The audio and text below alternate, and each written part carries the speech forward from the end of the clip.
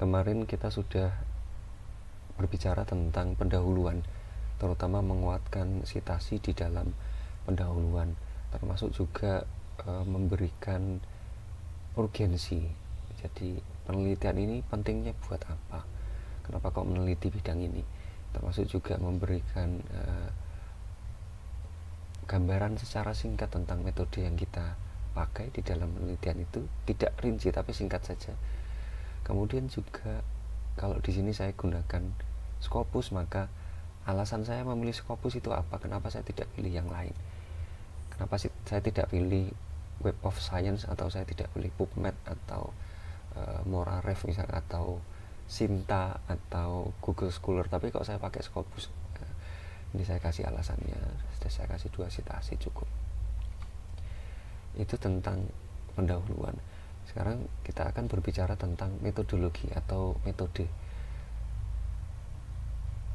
Ini saya jelaskan di awal, saya tulis bahwa metode yang saya pakai adalah bibliometrik. Kemudian informasi saya peroleh menggunakan pencarian operator boolean antara tahun 1979 sampai 2002. Pencarian dilakukan pada tanggal sekian. Kalau teman-teman menggunakan Scopus, tolong usahakan diberikan dimensi waktu pencariannya, karena setiap saat Scopus akan berubah, bisa tambah bisa berkurang databasenya. Maka dilakukan patokan tanggal bulan. Kalau bisa waktu, ya waktu tulisin sekalian, minimal ada tanggal dan bulannya. Perangkat yang digunakan, nah ini. Kemudian biasanya saya akan jelaskan tahap per tahap. Tahap pertama saya ngapain, tahap kedua ngapain, tahap ketiga ngapain. Nah, saya ingin teman-teman melihat gambar saya ini. Saya sudah buat gambar dengan beberapa modifikasi. Ada 3 tahap yang saya lalui di dalam penelitian ini untuk metode ya. Pertama, tahap 1 itu telaah pustaka. Saya akan membaca semua pustaka berkaitan tentang keuangan sosial Islam dan juga bibliometrik, karena bidang penelitian saya itu. Untuk apa? Untuk identifikasi kata kunci. Nah, setelah saya dapat ini, saya akan identifikasi kata kunci pakai apa? Brainstorming.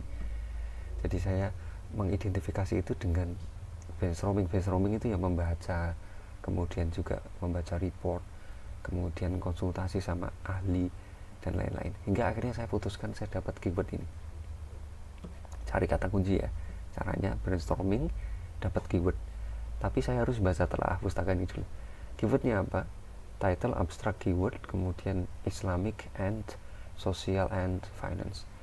Kemudian saya dapat sejumlah N itu jumlah dokumen yang saya dapat di Scopus. Kalau Scopus berarti nanti jumlah dokumennya ini 502 dokumen, 540 karena tadi sudah saya filter. Kemudian saya filter inklusi dan eksklusi. Inklusi itu artinya hanya pakai itu, kemudian eksklusi mengeluarkan itu. Inklusinya hanya publikasi berbahasa Inggris, saya cuma pakai yang berbahasa Inggris. Indonesia saya keluarin, Arab saya keluarkan. Eksklusi itu saya mengeluarkan, tidak termasuk dokumen impress, harusnya miring ya.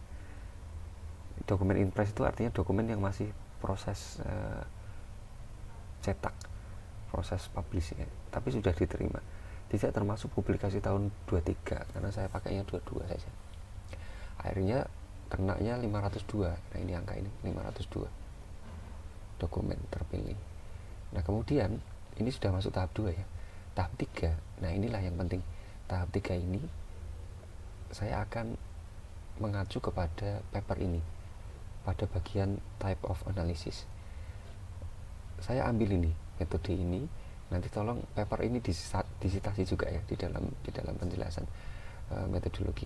Ini coba kita baca. Ada 3 alir ya, 3 tahap. Firstly, yang pertama, we perform a general performance analysis.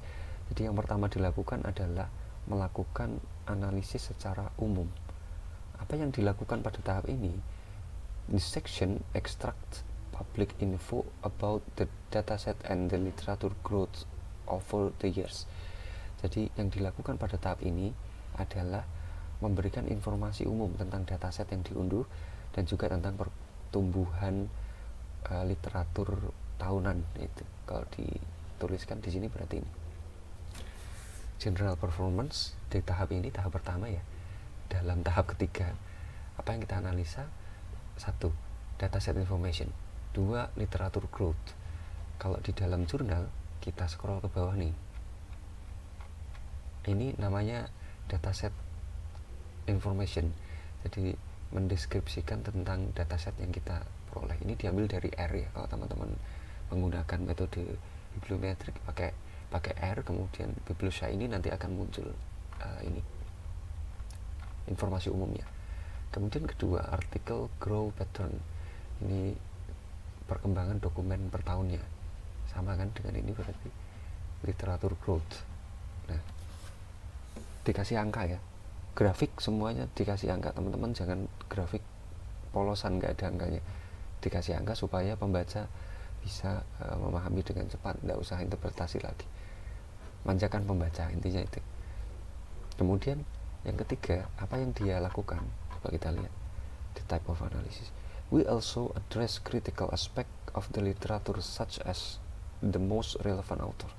Jadi di tahap di tahap pertama ini penulis juga mengungkap tentang author siapa saja yang relevan, yang paling banyak publikasinya.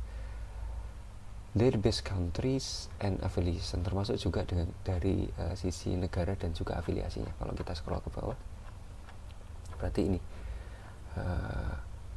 most relevant author, kemudian juga ini ada afiliasi, kemudian ada negara, ya, ada negara.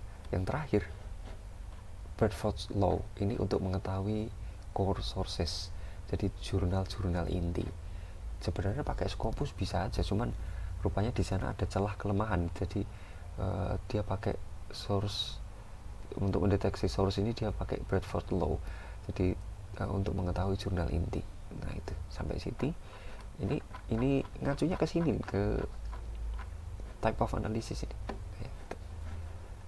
We perform analysis using Bradford's Law to address the key source.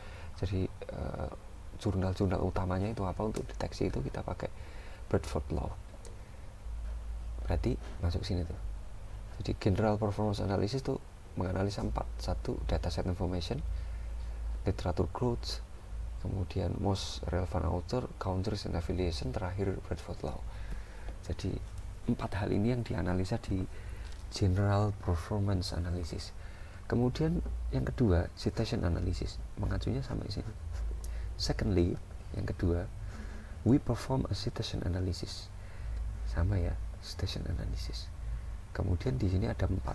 Di sini juga harusnya ada 4. This section address to most cited document. Jadi untuk mengetahui dokumen paling banyak disitasi, referensi paling banyak disitasi, jurnal paling banyak disitasi. Together with sources and author impact. Jadi juga termasuk untuk mengetahui impact dari author. Kalau kita lihat hasilnya berarti seperti ini. Citation analysis ya. Nah ini top 10 cite global document, kemudian top 10 most locally globally cited references, kemudian author impact. Kalau author impact mesti ada ini ya, H, G, dan M. Karena ini untuk mengetahui dampak dari author itu kita harus tahu H indeksnya. Sampai sini aja cukup, nanti baru kita analisa. Untuk analisa ini nanti saya akan buatkan secara terpisah ya, secara khusus per tabelnya. Saya cuma ingin teman-teman membaca metodenya saja, cara berpikir jurnal ini. Itu yang kedua, jadi 4 ya. Kemudian yang ketiga, network and content analysis. Coba kita cari yang ketiga. Thirdly, we perform network and content analysis using bibliographical coupling, co-citation, and co-occurrence analysis. Jadi keluarnya 4 ini: bibliometric coupling, co-citation, co-occurrence, dendrogram. Dendrogram ini nanti saya akan jelaskan tipe analisisnya ini. Kemudian terakhir nanti keluarnya peta perkembangan dan arah penelitian, atau kalau di sini berarti keluarnya ya ini key dimension, my research stream, future detection, kalau teman-teman menggunakan template jurnal yang ini. Baik, alatnya, nah ini alatnya saya taruh di sini. Kalau di sini kan alatnya dipisah ya, di pembahasan sendiri tuh, tools of analysis. Jadi alatnya dijelaskan di sini secara deskriptif. Oke, teman-teman boleh menjelaskan seperti ini. Nanti tolong dijelaskan secara singkat aja, nggak usah panjang-panjang ya. Jangan lupa di parafrase, jangan di kopas. Ini saya taruh di sini, berarti alat ini kan dipakai di 1, 2, 3 gitu, tersebar ini. Alatnya terpakai di 3 model analisis ini. Baik, itu biasanya untuk membahasakan ini saya akan gunakan model seperti ini. Jadi tahapannya saya jelaskan dulu. Tahap pertama apa, tahap kedua apa, tahap ketiga apa gitu. Nah, pada tahap ketiga ini saya merah karena saya nggak akan nulis ini ya. Tahap ketiga ini saya atau teman-teman bisa memasukkan ini type of analysis. Jadi metode analisisnya ini di tahap ketiga, ya kan? Tahap ketiga ini kan metode analisis semua tuh. Model analisisnya seperti apa ini nanti tolong dideskripsikan di penjelasan pada tahap ketiga. Tahap kedua ini kan bersih-bersih keyword ya, bersih-bersih dokumen nih. Yang nggak pakai kita buang, yang pakai kita masukin. Berarti ini sama dengan mewakili ini, bersih-bersih ini, manual filtration tadi. Nah ini nggak usah pakai tabel ini lagi udah, karena kan ini sudah punya pakai ini kan, ini sudah mencukupi, pakai ini sudah cukup insyaallah. Nanti tinggal teman-teman ngubah dan pakainya diagram.net ya, ini lebih mudah tuh, bisa digeser-geser, enak banget daripada pakai Word lama. Bukan berarti saya sentimen sama Microsoft Word, tidak, mohon maaf Microsoft Word, saya tidak punya sentimen apa-apa, hanya saja Anda kurang begitu gesit di masalah ini, jadi harus pakai yang lain. Categorization ini nggak perlu, kemudian research approach ini saya kira tidak perlu karena sudah terwakili oleh ini pendekatannya. Atau kalau teman-teman mau kasih juga boleh, research approach ini boleh, nggak masalah. Karena kan kita mau cari 3 ini kan, reviewing for ini berarti 3 ini yang menjadi key, menjadi question kita, key dimension, kemudian my research stream, future direction. Jadi 3 ini yang menjadi pertanyaan, penelitian atau rumusan masalah kita. Baik, seperti itu teman-teman sekalian, semoga dapat dipahami. Dan ini berarti di los aja ya, metode kemudian langsung ke studi desain, masukin langsung, nggak usah dikasih sub kayak gini, metodologi aja, semuanya dimasukkan ke metodologi. Kemudian tool of analysis, masukkan metodologi bagian akhir.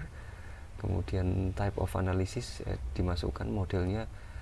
Boleh, saya sebenarnya tidak mengikat teman-teman harus pakai model seperti ini, tahap 1, tahap 2, tahap 3, bebas aja. Yang penting tahapan-tahapan ini teman-teman jelaskan di dalam metodologi itu.